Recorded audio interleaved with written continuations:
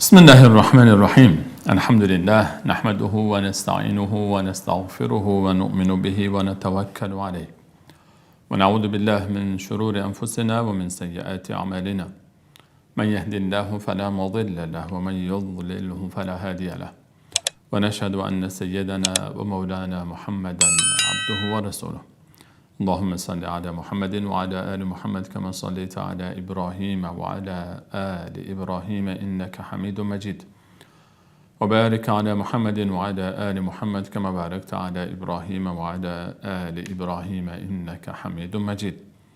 عرض سلام دارم و ادب و احترام خدمت همه شما گرامیان و سروران.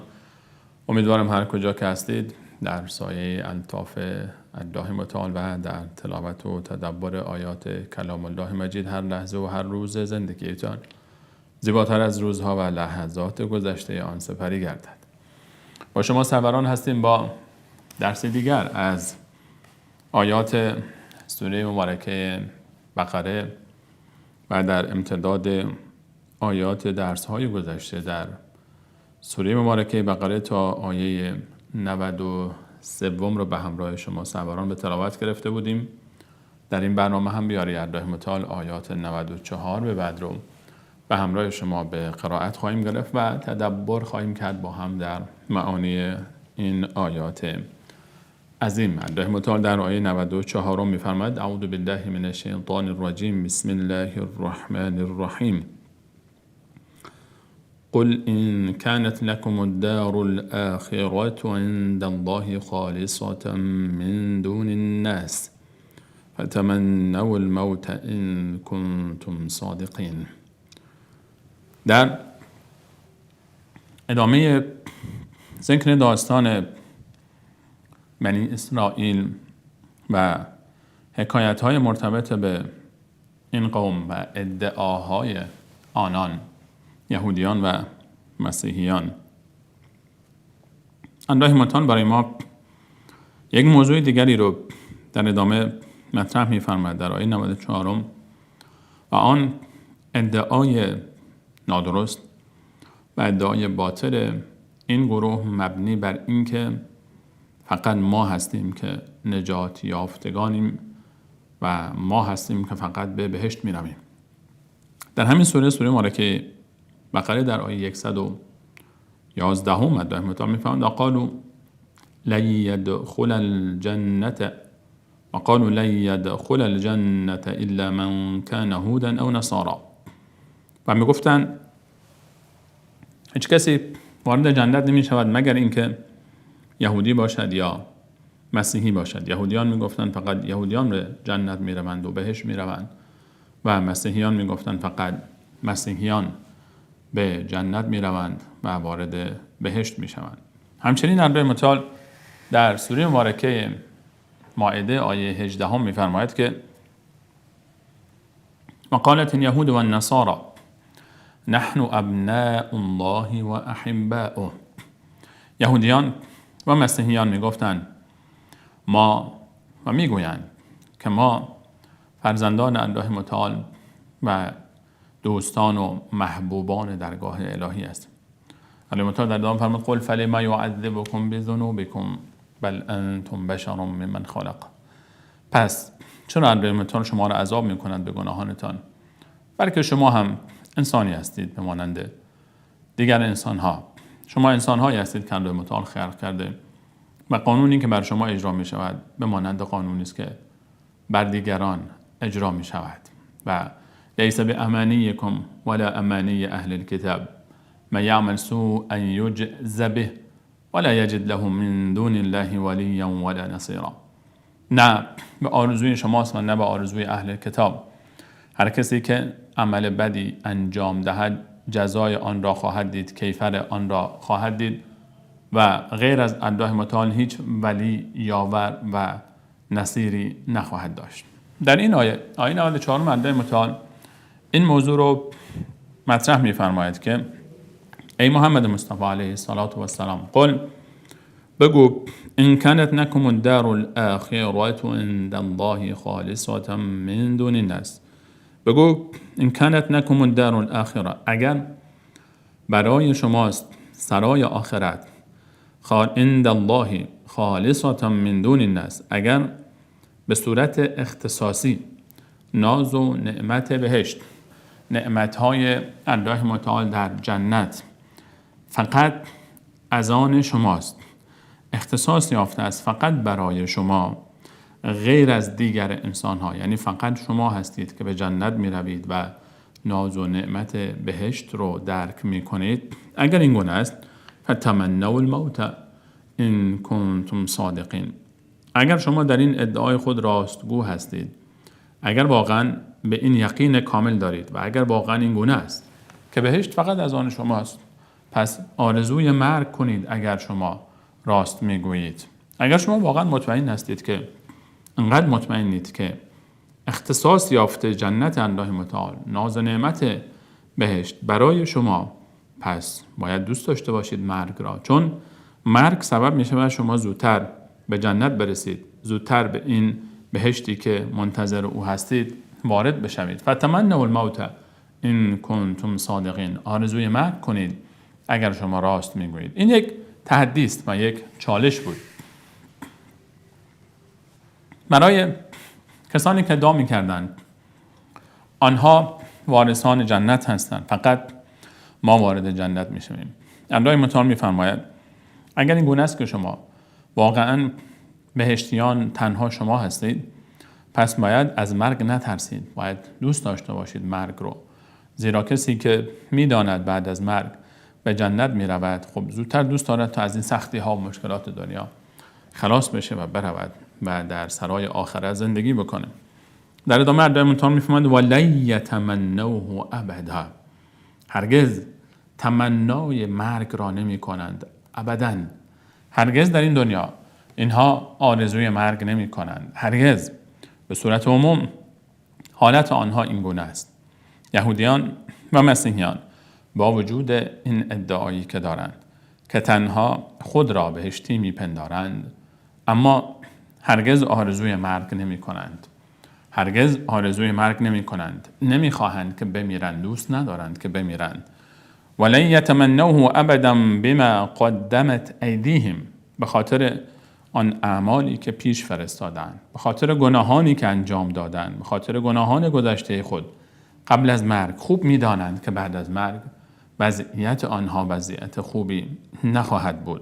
الله علیم بالظالمین، الله متعال آگاه است، علم دارد، مطلع است از حال ظالمان و گناهان آنها و ظلم و ستمی که انجام دادند. الله متعال در این آیه به صورت خصوص برای ما درباره یهودیان صحبت می‌فرماید. از اونجایی که در آیات گذشته هم بیشتر خطاب یهودیان بودند، اینجا هم در وهله اول، در قدم اول و نخست خطاب برای یهودیان است. الله متعال می‌فرماید یهودیان با وجود ادعایی که دارند که خود را شعب برگزیده الله متعال فرض می‌کنند و این تصور یهود است، یهودیان این گونه تصور می‌کنند که الله متعال آنها را خلق کرده به صورت انسان و جنت رو برای آنها قرار داده و فقط اونها هستند که به جنت می‌روند و انسان‌های دیگری که روی زمین هستند در حقیقت حیواناتی هستند که الله متعال اونها رو به شکل انسان قرار داده تا یهود بتواند با آنها تعامل بکنه. این تصور یهود است، اعتقاد و باور یهود است و به همین خاطر هست که وقتی که با مخالفان خود وارد جنگ می‌شوند میگویند که ما با حیواناتی در قالب انسان مبارزه می‌کنیم، در کالبد انسان مبارزه می‌کنیم. یهود خود را فرزندان الله و محبوبان الله می‌پندارد و شعب برگزیده و اون قوم و نژاد برتر و گمان می‌کنند که دیگران همه برای خدمت آنها آفریده شدند و طبیعی است که کسی که همچین تصوری داشته باشه در نسبت به آخرت، یقینا تصورش این است که در آخرت فقط او وارد جنت می‌شود. الله متعال می‌فرماید که اگر این گونه است پس چرا از مرگ می‌ترسید؟ چرا دوست ندارید بمیرید؟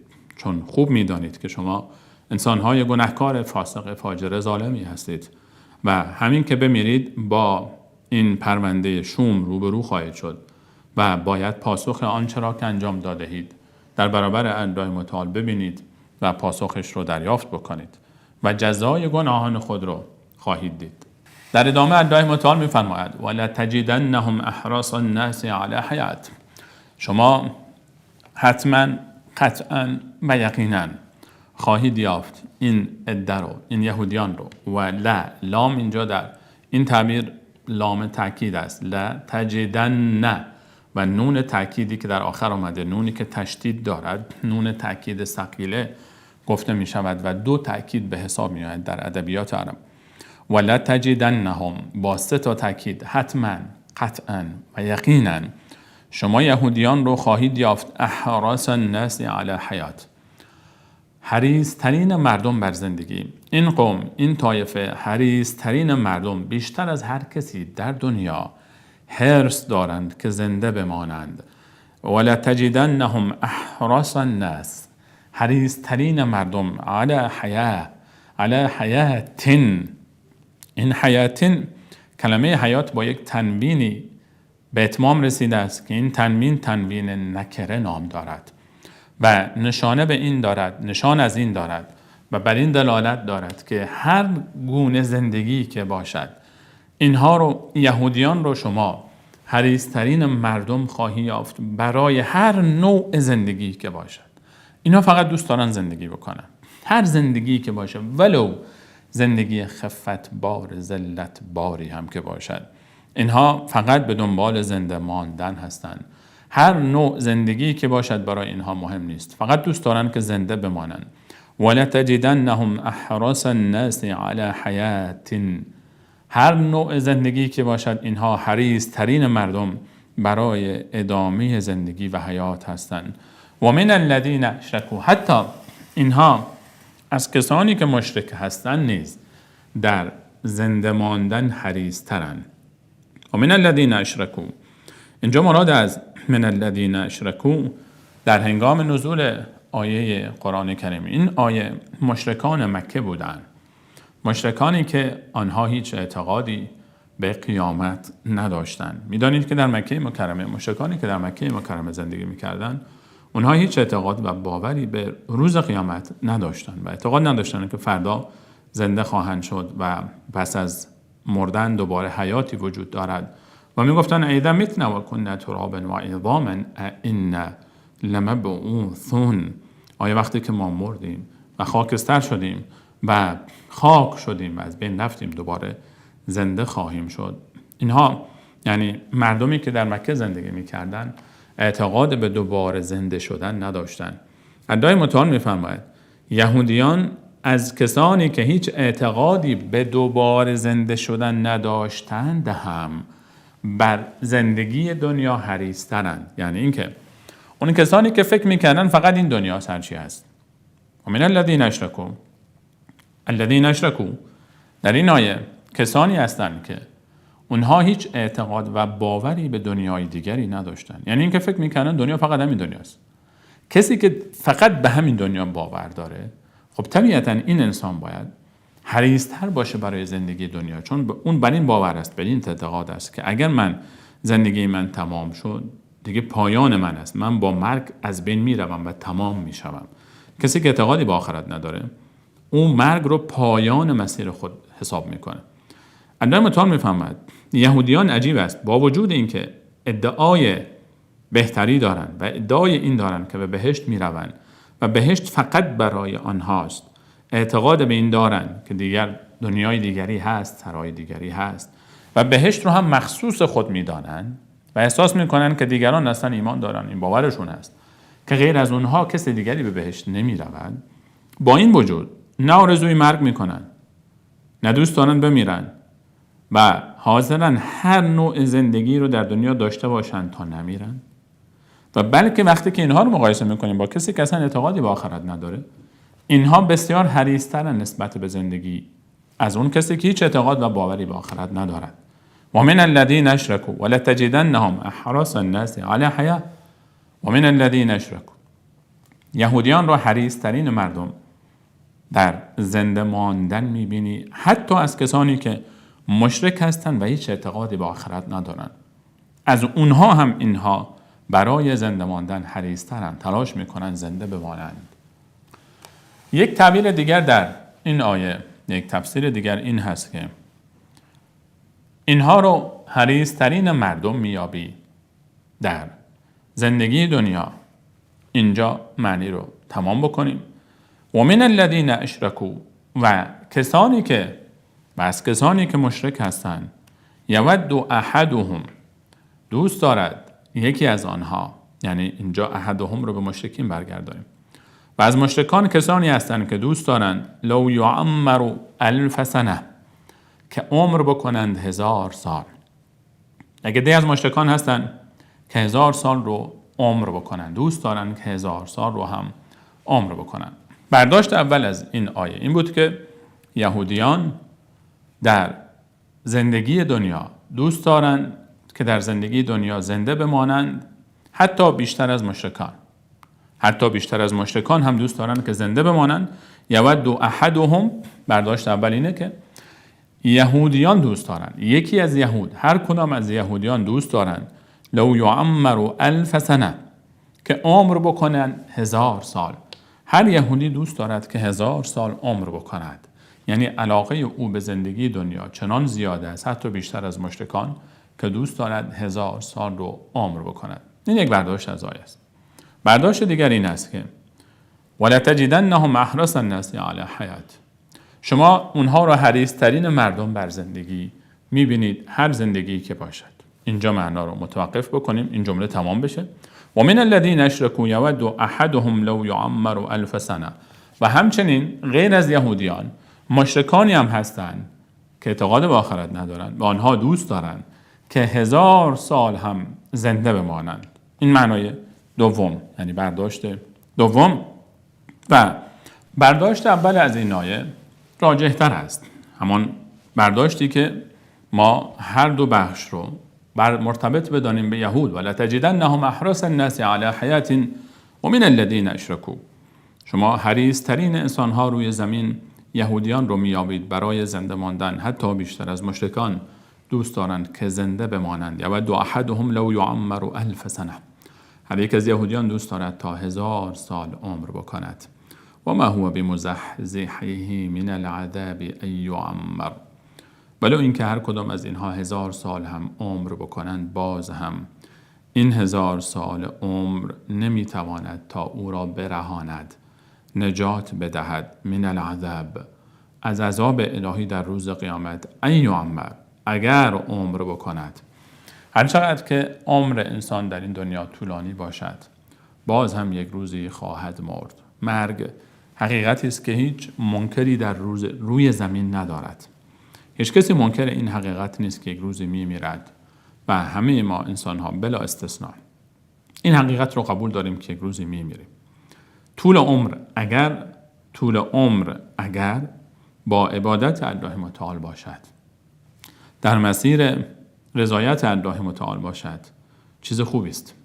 چیز خوبیه که انسان طول عمر داشته باشه، و طول عمر با عزت، طول عمر با برکت، طول عمری که انسان در راه رضایت الله متعال استفاده بکنه. اما اگر طول عمر به همراه گناه باشه، به همراه معصیت باشه، به همراه ظلم باشه، هیچ سودی برای انسان نداره، بلکه پرونده انسان رو بیشتر و بیشتر میکنه و انسان رو به عذاب الهی گرفتار میکنه. و الله متعال میفرماید والله بصیر بما یعملون، الله متعال بیناست، میبیند آنچه را که شما انجام میدهید. الله متعال در این آیات به ما اشاره فرمود به این موضوع که یهودیان شیفته ترین انسان ها به زنده ماندن هستند در دنیا و هیچ وقت آرزوی مرگ نمی کنند، آرزوی این رو نمی کنند که بمیرند. یک سوال اینجا پیش می آید که آیا اصلا آرزوی مرگ کردن درست هست؟ شرعاً آیا انسان اجازه دارد که آرزوی مرگ بکند؟ رسول الله صلی الله علیه و سلم فرمود که هیچ یک از شما آرزوی مرگ نکند در آن آزمایش هایی که الله متعال در مسیر او قرار داده است. آنچه که الله متعال برای یک انسان مسلمان در تقدیر او نوشته، آزمایش هایی که در مسیر او قرار میده و تمام زندگی آزمایش است برای انسان، برای هر انسانی. الف لام میم، در ابتدای سوره مبارکه عنکبوت الله متعال میفرماید احسب الناس ان یترکوا ان یقولوا آمنا و هم لا یفتنون. آیا انسان ها همین که بگویند ما ایمان آورده ایم گمان میکنند که هیچ آزمایش نخواهند شد و همینطور دیگر سختی نخواهند دید؟ احسب الناس ان یترکوا، همینطور ترک میشوند، رها میشوند. ان یقولوا آمنا، همین گفتن ما ایمان آوردیم دیگه هیچ سختی و مشکلاتی در زندگی نخواهند دید. و هم لا یفتنون، و آنها ابتلا آزمایش نخواهند شد. ولقد فتن الذین من قبلهم، من الله با عظمت کسانی را که قبل از شماها بودند، قبل از انسانهایی که آمدند، قبل از آنها رو من الله با عظمت آزمایش کردم. فلیعلمن الله الذین صدقوا ولیعلمن الکاذبین، تا الله متعال راست گویان در ادعا و گفتار و ایمان را از دروغ گویان مشخص بدارد. دنیا محل آزمایش و محل سختی هاست و در این دنیا الله متعال بنده را آزمایش میکنه با گرسنگی، با ترس. ولنبلونکم، حتما قطعا و یقینا من الله با عظمت شما را آزمایش خواهم کرد با چیزی از ترس، گرسنگی و الخوف و نقص من الاموال و کمبود مال و الثمرات و الانفس و الثمرات، بیماری ها، مرگ عزیزان. و بشر الصابرین، بشارت بده صابران رو. رسول الله علیه السلام فرمود که هیچ یک از شما در آزمایش هایی که رحمت الله در مسیر زندگی شما قرار میدهد آرزوی مرگ نکند. نگویید که خدای منو بکش، دعا نکنید برای کشته شدن خود، برای مرگ خود، زیرا این دعا نشان از بی‌صبری است، نشان از تحمل نکردن تقدیر الهی است، نشان از نارضایتی از آن چیزی است که رحمت الله در مسیر انسان قرار داده است. انسان باید صبر بکنه در آزمایش‌های الهی و شکرگزار باشه در نعمت‌های الهی. در ادامه حدیث رسول الله علیه السلام فرمود اما اگر شرایط برای شما بسیار سخت بود، می توانید این گونه دعا بکنید که بار الله مرا زنده نگهدار تا وقتی حیات برای من بهتر است و مرا بمیران تا آن لحظه‌ای که مردن من برای من بهتر است. اگر کسی میخواد دعا بکنه این گونه دعا بکنه.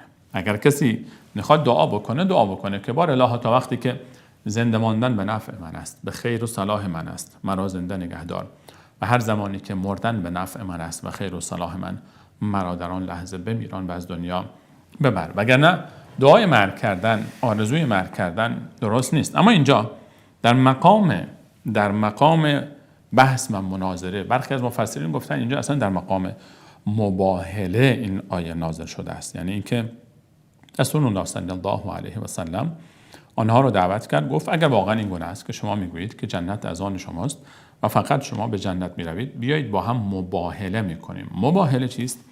مباهله این است که دو طرفی که یک ادعایی دارن با هم جمع میشوند در یک میدانی و دست بلند میکنن و دعا میکنن که الله متعال دروغگوی آنها را از بین ببرد. هر یکی از دو طرف که دروغگو هست، آن کسی که بر حق است بماند و آن کسی که ناحق است از بین برود. و مفسرین و علما و ائمه بزرگوار نوشتن که مباهله اگر صورت گرفت در کمتر از 1 سال شخصی که ناحق است از بین خواهد رفت. دعا می‌کردن.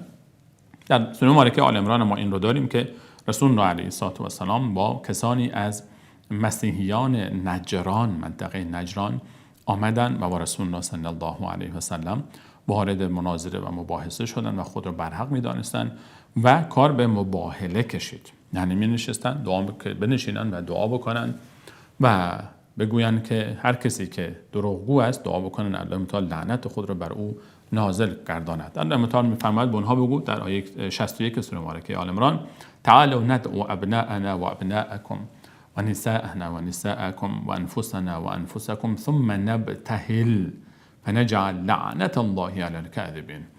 و به اونا بگو بیایید ما فرزندان خود را میآوریم، همسران خود را میآوریم، خود ما میایم در میدان حاضر میشویم و سپس دعا میکنیم. نبتهل ابتهال یعنی دعا کردن، تضرع کردن به پیش الله متعال. فنجعل لعنت الله علی الکاذبین، و لعنت الله متعال رو درخواست میکنیم برای کسی که ناحق است و دروغگو است. و در مقام مناظره، در مقام مباهله، در اون داستان هم حاضر نشدن، مسیحیان ترسیدن و نیامدن. و در این داستان هم که اینجا الله متعال از آیه 94 به ما موضوع رو مطرح فرمود که در آیه 95 فرمود ولن یتمناه ابدا بما قدمت ایدیهم، حاضر نشدن، ترسیدن و در میدان نیامدن، مباهله نکردن. میدانستن که این پیامبر برحق است و اگر ما دعا بکنیم ریشه کن خواهیم شد، ما از بین خواهیم رفت. و اینجا بیشتر در دعای آرزوی مرگ اینجا مراد برای رد ادعای آنها بود. شما اگر واقعا ادعایی میکنید که در جنت هستید و جنتی هستید، نباید از مرگ بترسید. یک معنای و مفهوم کلی هم از این آیات برداشت می شود این هست که اگر انسان واقعا رابطه او با الله متعال خوب باشد، اگر انسان آباد کرده باشه آخرت خود را، اگر انسان اعمالی را که الله متعال از او خواسته است آنگونه‌ای که از او طلب شده درست انجام داده باشه، نباید بترسه از مرگ. کسی از مرگ می ترسد که آخرت خود را آباد نکرده است. بله طبیعتا خود شکل مرگ ترس داره برای ما. وارد شدن به یک دنیای دیگر، خارج شدن از این دنیا به دنیای دیگر، اون بحث دیگری است.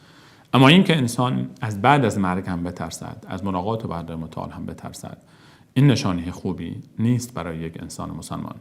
و انسان مسلمان باید دوست داشته باشد ملاقات الله متعال رو و الله متعال. رسول الله صلی الله علیه و سلم فرمود هر کسی که ملاقات الله متعال رو دوست داشته باشد، الله متعال هم ملاقات او را دوست دارد. و البته انسان باید پرونده اعمال خود را و انسان باید عبادت‌های خود را به نحوی انجام بدهد که در اون لحظه‌ای که از دنیا می‌رود سبکبال بره و بیم این رو نداشته باشه که در برابر پروردگارش سرش پایین باشه و شرمنده باشه از اینکه کوتاهی کرده است. در ادامه آیات الله متعال یک موضوع دیگری رو مطرح می‌فرماید. علاوه بر اینکه یهودیان خود را شعب الله المختار می‌نامیدند و گمان می‌کردند که بهشت اختصاصی از اینهاست، اینها در مناظرات و مباحثاتی که با رسول علیه السلام داشتن یک دفعه آمدن و سوالهایی از رسول الله علیه السلام کردن. گفتن محمد ما سوالهایی از تو میپرسیم، اگر پاسخ دادی مشخص است که تو پیامبر هستی. میدانستند که پاسخ این سوالها را جز پیامبر کسی نمیداند. چندین سوال کردن و یکی از سوالهایی که مطرح کردن این بود که آن ملکی که برای تو وحی را می آورد کیست؟ نام او را برای ما ذکر کن. رسول الله صلی الله علیه و سلم به سوالهای اینا یکی یکی جواب داد و وقتی که به این سوال رسیدن فرمود جبرائیل علیه السلام، جبرائیل است که برای من وحی الهی را می آورد. یهودیان وقتی که این سوال رو پاسخش رو شنیدن، جبرائیل، نام جبرائیل علیه السلام رو شنیدن، آن ملک بزرگ الله متعال برآشفته شدن و گفتن این اون ملکی است که دشمن ماست. اگر به جای جبرائیل میکائیل برای تو وحی را می آورد ما به تو ایمان می آوردیم، اما چون جبرائیل برای تو وحی را می آورد ما با جبرائیل دشمنیم، ما جبرائیل را اصلا قبول نداریم. جبرائیل دشمن ماست، او دشمن ماست، چون دشمن ماست ما رسالت تو را هم قبول نمی کنیم. ما تو رو به عنوان پیامبر قبول نداریم چون برای تو جبرائیل میآید. جبرائیل دشمن ماست و بسیاری از ما را از بین برده است و هلاک کرده است. او برای ما تباهی و دشمنی آورده است. اگر میکائیل می بود که مسئول رزق و فراخی نعمت برای انسان هاست آن وقت به تو ایمان می آوردیم. و این حکایت بسیار عجیبی است. این تناقض در گفتار یهودیان که میگفتن اگر به جای جبرائیل میکائیل به تو وحی الهی را می آورد ما به تو ایمان می آوردیم. خود همین سوال، خود همین صحبت عجیب است. شما از یک طرف قبول داشتن که جبرائیل علیه السلام عذاب فرستاده بر برخی از اقوام و من جمله برخی از بنی اسرائیل رو از بین برده است. اونها قبول داشتن که جبرائیل ملک الهی است. اما چون جبرائیل برخی از ما را از بین برده است به دستور الله متعال طبیعتا گفتن که ما به تو ایمان نمی آوریم. اگر به جای جبرائیل میکائیل بود ما به تو ایمان می آورد. الله متعال برای ما در این آیه 97 این موضوع را اشاره می فرماید و این آیه و آیات بعدش یک درس عقیدتی بسیار بسیار مهمی رو داره برای ما. در آیه 97 الله متعال می فرماید قل من كان عدوا لجبريل فإنه نزله على قلبك بإذن الله مصدقا لما بين يديه وهدى وبشرى للمؤمنين. بگو ای پیامبر من كان عدوا لجبريل، هر کسی که دشمن جبریل باشد. من كان هر کسی که بود، عدوا دشمن، لجبریل برای جبریل علیه السلام. یهودیان گفتن ما با جبریل ما دشمنی داریم، اون دشمن ماست ما دشمن او هستیم. الله متعال فرمود هر کسی که با جبریل دشمن است بداند که فانه نزله علی قلبک، اوست که قرآن را نازل کرده، از الله متعال گرفته و دستور الله متعال بر قلب تو ای پیامبر من، بر محمد مصطفی صلی الله علیه و سلم نازل کرده است. من کان عدوا لجبریل، جبریل یا جبرائیل یا جبرائیل، مفسرین درباره نحوه تلفظ این اسم 14 طریق ذکر کردن، یعنی همین ها درست است.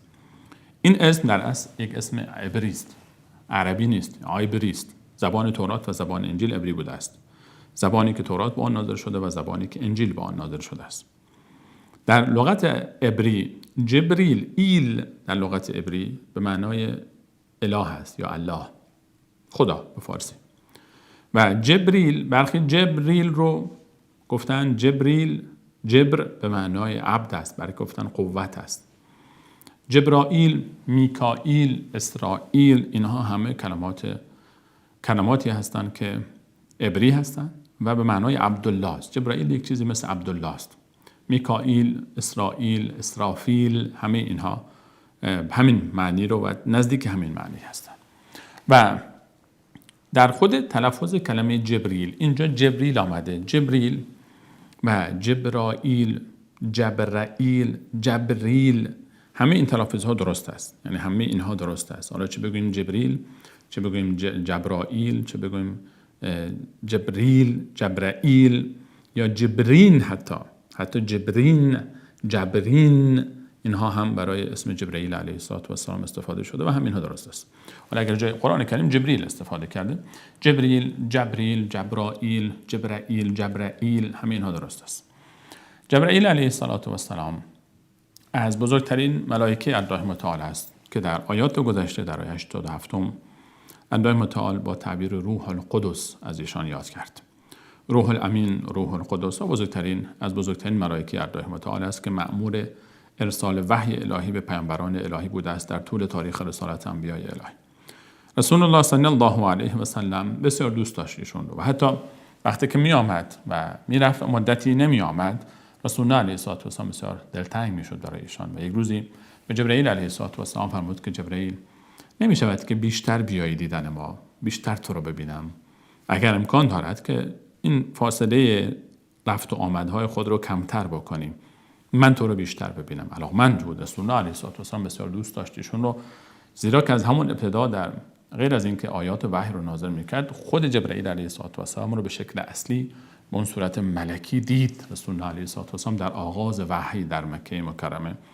و وقتی که می آمد و می رفت مقداری طولانی می شد، احیانا رفت و آمدها، رسول الله علیه السلام مشتاق دیدار ایشان بود و یک روزی این محبت و علاقه خود رو به زبان آورد. رسول الله علیه السلام فرمود اگر می شود بیشتر تو را ببینم. و آیه سوره مبارکه مریم این آیه نازل شد کرده متعال میفهمد بگو که و ما نتنزل الا بامر ربک، ما جز به اذن الله متعال و به امر الهی نازل نمیشویم. این در اختیار من نیست محمد جان که من هر لحظه‌ای که بخوام بیام تو را ببینم یا نخواهم، فقط دستور الله متعال که میرسد وحی او را به شما میرسانم، بدون امر او و بدون اذن او اجازه آمدن ندارم. و یقینا محمد مصطفی علیه السلام اگر مشتاق دیدار جبریل است، جبریل علیه السلام هم مشتاق دیدار محمد مصطفی علیه السلام، اما ملائکه الهی جز به امر الله متعال کاری انجام نمیدهند. لا یعصون الله ما امرهم و یفعلون ما یؤمرون، در امری که الله متعال به آنها میسپارد معصیتی انجام نمیدهند، به هر آنچه را که امر میشد به آنها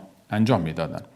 الله متعال میفرماید قل من کان عدوا لجبریل، بگو به این یهودیانی که میگن جبریل دشمن ماست، هر کسی دشمن جبریل است بداند فانه جبریل علیه السلام نزله، قرآن را نازل فرموده، علی قلبک، بر قلب تو ای پیامبر من.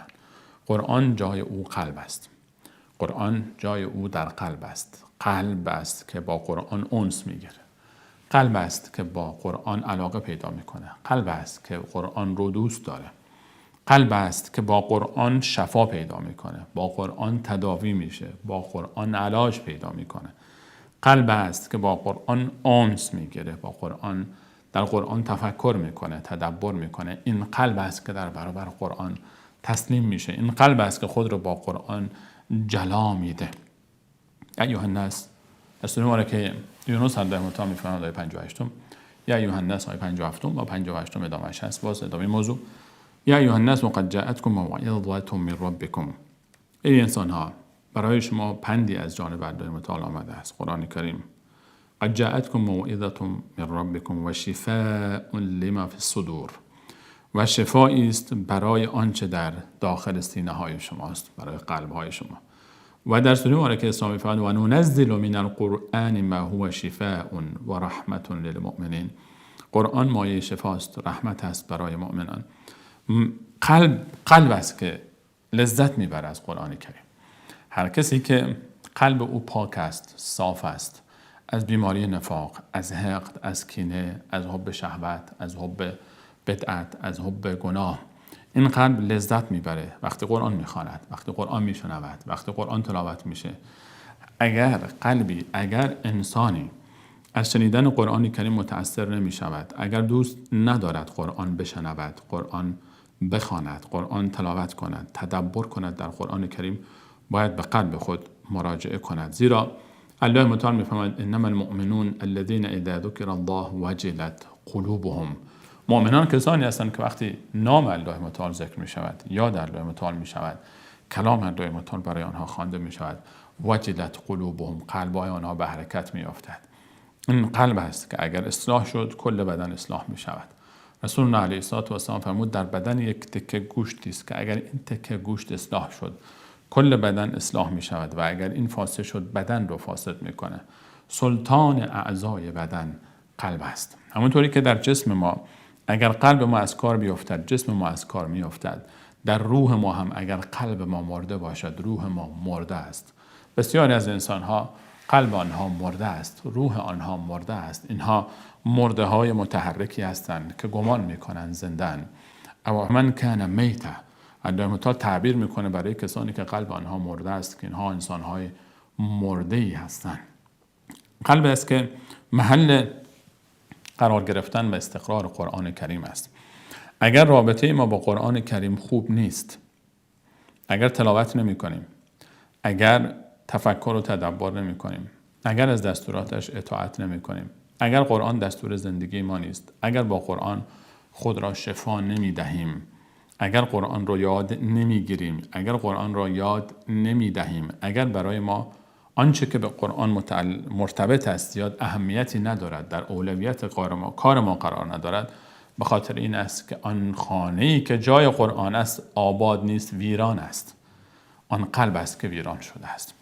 فإنه نزله على قلبك بإذن الله، به اذن الله متعال، به دستور الله متعال جبرئیل علیه السلام قرآن رو بر قلب تو نازل کرده است. در قلب وقتی قرآن جای گرفت اون موقع خود به خود این قرآن منتقل میشه به اعضای بدن، این قرآن منتقل میشه به زبان، این قرآن منتقل میشه به چشم، این قرآن منتقل میشه به فکر، این قرآن منتقل میشه به دست، این قرآن منتقل میشه به حرکات پا و در مسیر درست انسان رو پیش میبرد. کل جزء وجود انسان میشود قرآن.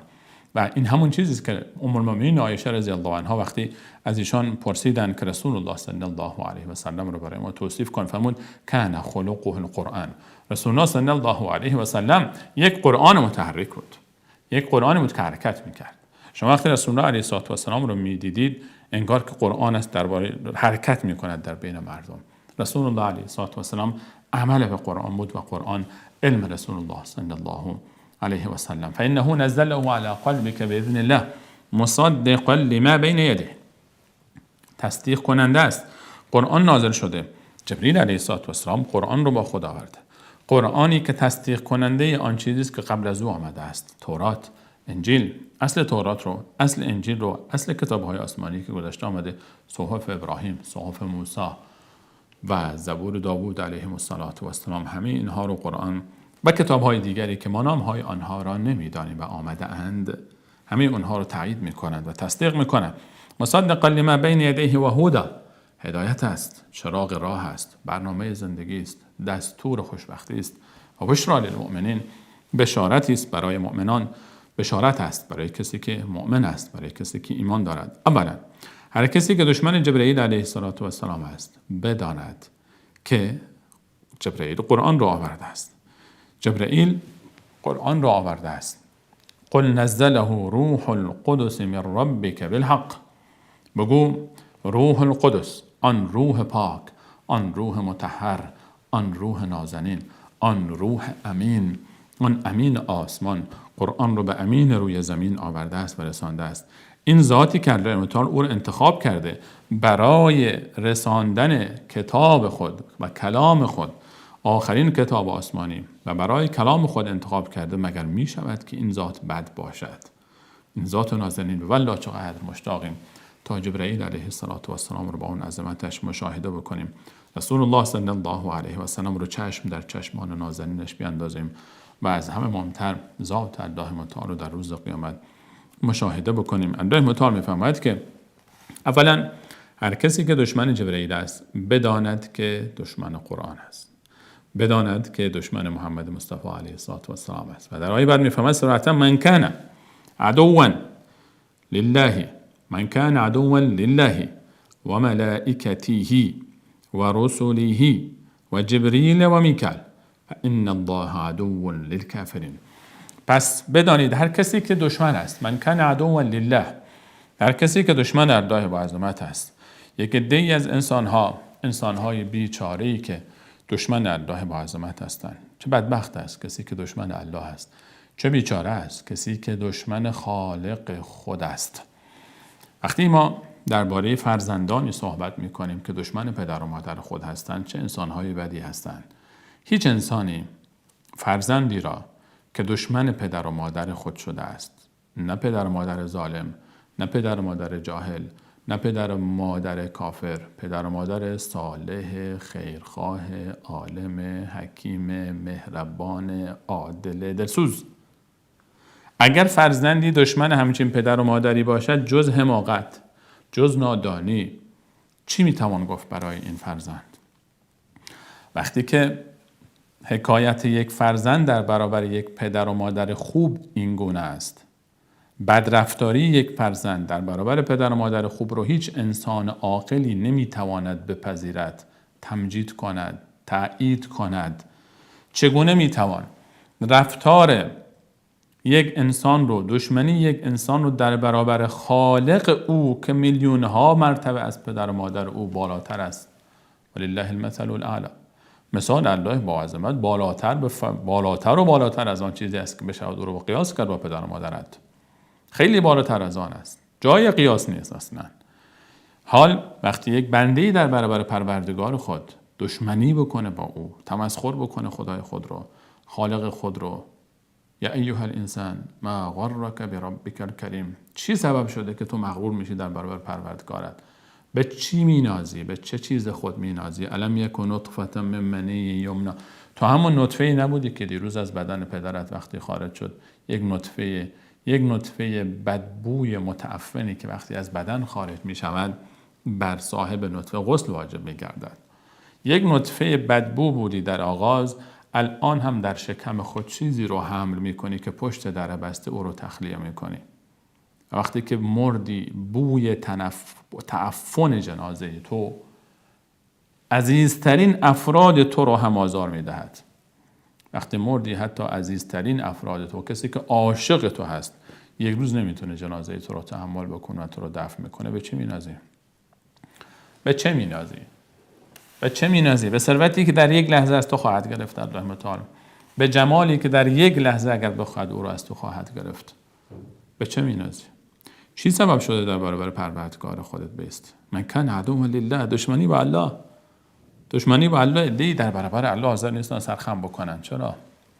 بشناس خودت رو. من کان عدوا لله، هر کسی که دشمن الله باشد، و ملائکتی، کسی که دشمن ملائکه باشد، هر یک از ملائکه، و رسوله، کسی که دشمن پیامبران الهی باشد، تمام پیامبران، و جبریل و میکائیل، و جبرائیل و میکائیل. جبرائیل و میکائیل رو الله متعال به صورت خاص ذکر کرد، ذکر خاص بعد از عام. جبرائیل و میکائیل از ملائکه الله متعال هستند. در دو کلمه گذشته فرمود هر کسی که دشمنی کند با الله و دشمنی کند با ملائکه او، به صورت عموم نام ملائکه رو ذکر فرمود.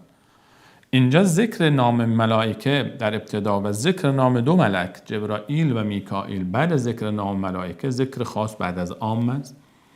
و به خاطر جایگاه عظیم این دو بزرگوار است. جبرائیل علیه السلام و میکائیل علیه السلام از بزرگترین ملائکه الله متعال هستند، از مکرمترین ملائکه الله متعال هستند. جبرائیل و میکائیل، جبریل و میکال، میکائیل، همه این اسما درست است. برای میکائیل علیه السلام هم چندین وجه قرائت آمده است. میکال، میکائیل، اینا درست، همش درست است. مثل جبرائیل، جبرائیل، جبریل و میکال. هر کسی که دشمنی کند با جبریل، با میکال، با جبرائیل، با میکائیل علیهم السلام، فإن الله، بداند که الله متعال، خوب دقت فرمایید این نکته رو، فإن الله عدو، پس الله دشمن است، للکافرین، برای کافران. الله متعال فرمود هر کسی که دشمن الله باشد، دشمن ملائکه او باشد، دشمن پیامبران او باشد، دشمن جبرائیل و میکائیل باشد، پس الله دشمن است. نفرمود با او، فرمود فإن الله عدو للکافرین، الله هم با انسانهای کافر دشمن است. یعنی چی؟ یعنی هر کسی که دشمن الله باشد کافر است، هر کسی دشمن ملائکه باشد کافر است، هر کسی دشمن پیامبران الهی باشد کافر است، هر کسی دشمن جبرائیل باشد کافر است، هر کسی دشمن میکائیل باشد کافر است. یعنی به تعبیر دیگر، شما وقتی که الله متعال از تو میخواهد به پیامبران الهی ایمان بیاوری، نمی شود که به یکی ایمان بیاوری به یکی دیگه ایمان نیاوری. یک مجموعه کامل است. ایمان یک مجموعه کامل است. به تعبیر امروزی ما یک پکیج کامل است. یک بسته کامل است. ادخلوا فی السلم کافة یا ایها الذین آمنوا ادخلوا فی السلم کافة، همه تن به اسلام داخل شوید. نمیشه که شما یک بخشی رو قبول بکنی یک بخشی رو قبول نکنی. افتؤمنون ببعض الکتاب و تکفرون ببعض، یک بخشی از کتاب رو قبول میکنی بخش دیگر رو قبول نمیکنی. نه، پیامبران الهی از آدم علیه السلام تا محمد مصطفی علیه السلام به صورت عموم هر که آمده ما همه رو باید بپذیریم و به صورت خاص به صورت تفصیل ایمان ما به ملائکه یک ایمان مجمل است، به کل ملائکه که الله متعال فرستاده، به کل انبیای الهی که الله متعال فرستاده.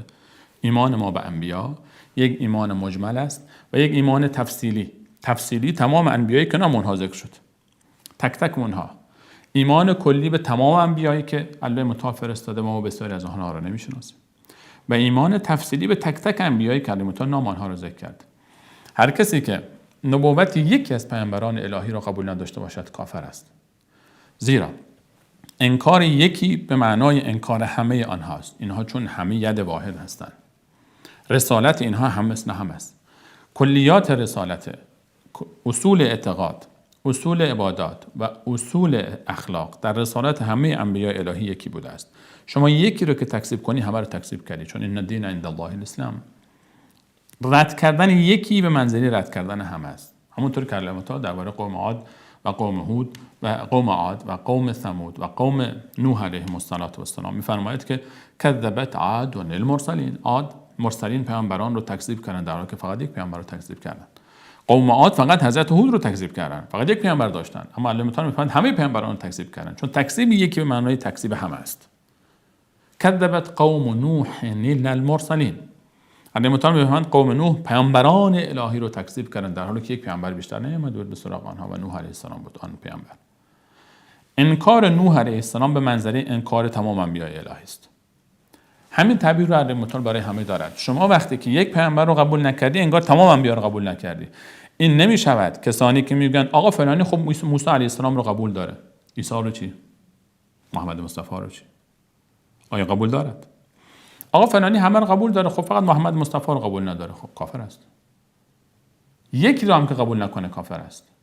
الله متعال میفرماید یهودیان میکائیل رو قبول داشتن، جبرائیل رو قبول نکردن. الله متعال فرمود من کان عدوا لله و ملائکته و رسله و جبریل و میکائیل فإن الله عدو للکافرین. الله با او دشمن است، کافر است این آدم. هر کسی که یکی از انبیاء الهی را قبول نکند کافر است. هر کسی که یکی از ملائکه الهی را که نام آنها ذکر شده مثل جبرائیل، مثل میکائیل، مثل اسرافیل، مثل ملک الموت، کافر است. قبول نکنه کافر است.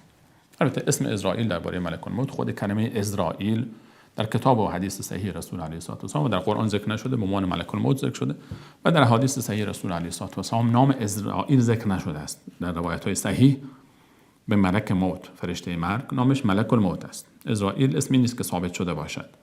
اما خب میکائیل، جبرائیل، اسرافیل در حدیث این همه ثابت است. در قرآن هم میکائیل و جبرائیل اینجا اسمشان ذکر شده.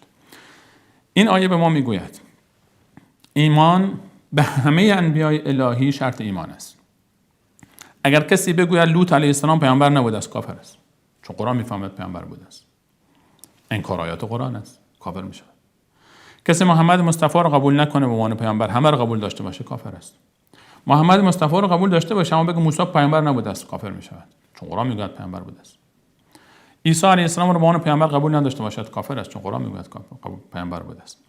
در سوره مبارکه نساء 150 و 51 یک آیه بسیار مهمی است برای تشخیص این موضوع. بسیار از عزیزان در چهار سوء برداشت شدن از این موضوع که آقا فلانی خب پیامبر الهی موسی رو قبول دارد، یهودیان که پیامبر رو قبول داشتن موسی رو، یهودیان موسی رو قبول دارن، مسیحیان عیسی رو قبول دارن، خب اونا چرا مثلا کافر باشن؟ دلایل زیادی ما تا اینجا ذکر کردیم برای کفر یهود و برای کفر نصارا.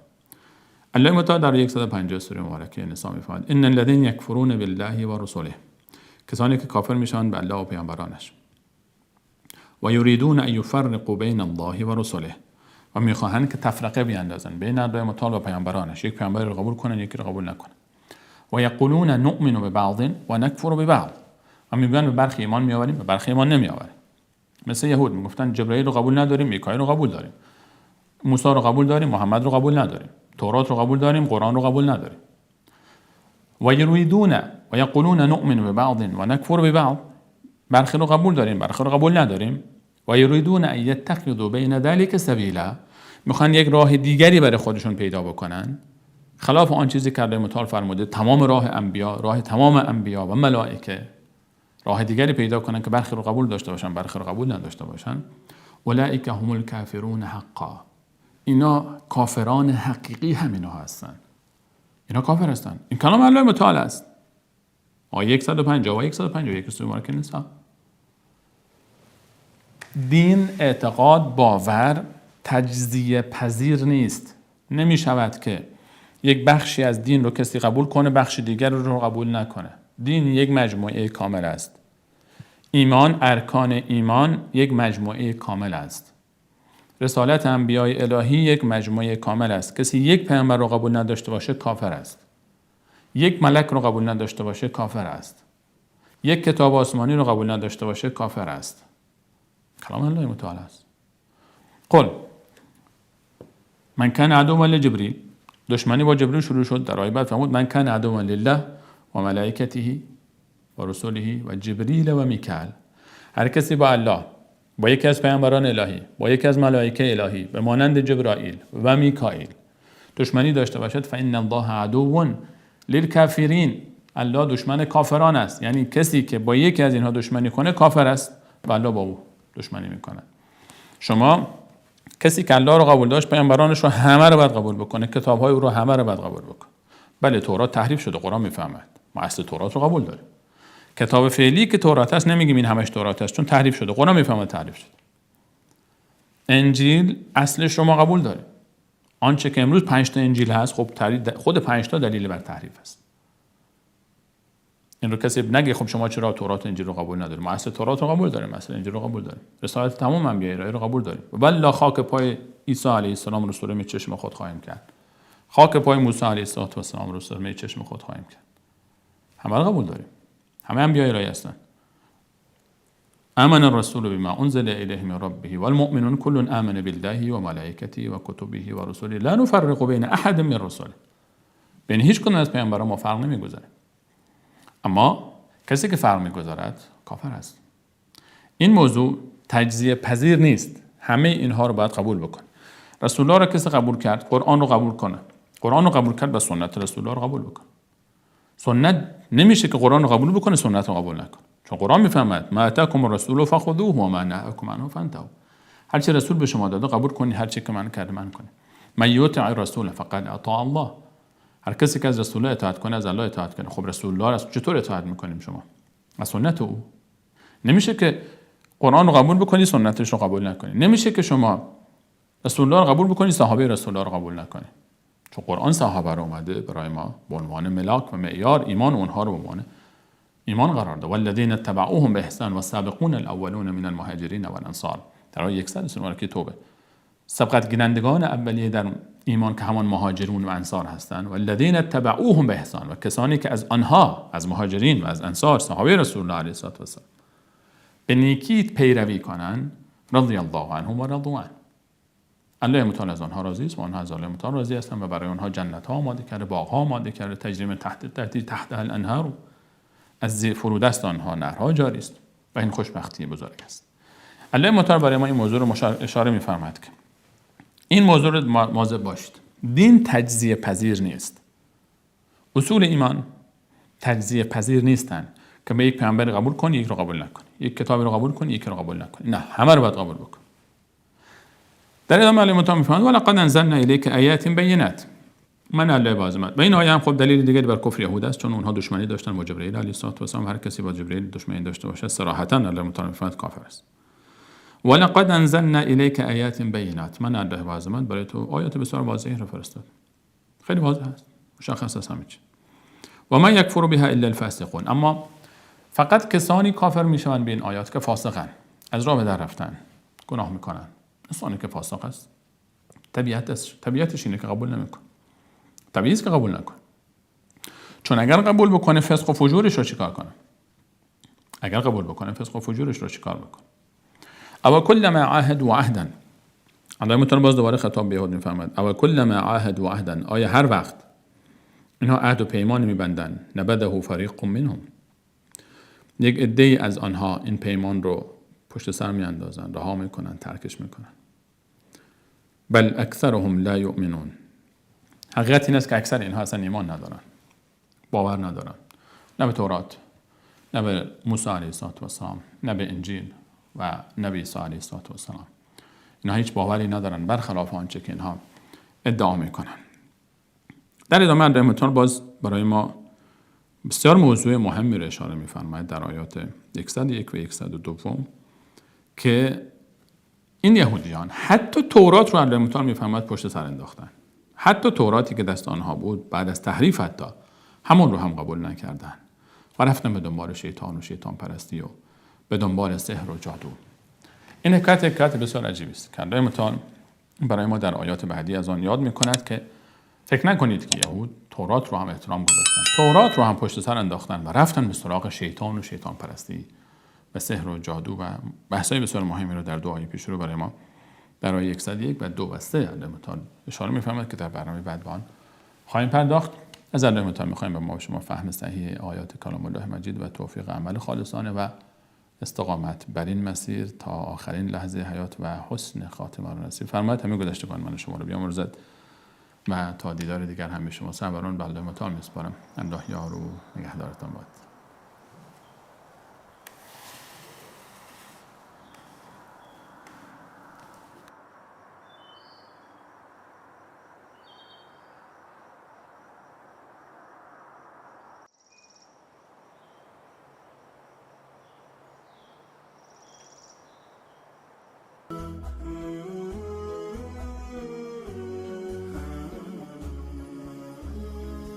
عزیزانی که مایل به دریافت این برنامه جهت پخش در کانال‌های خود هستند با راه‌های ارتباطی زیر مکاتبه نمایند.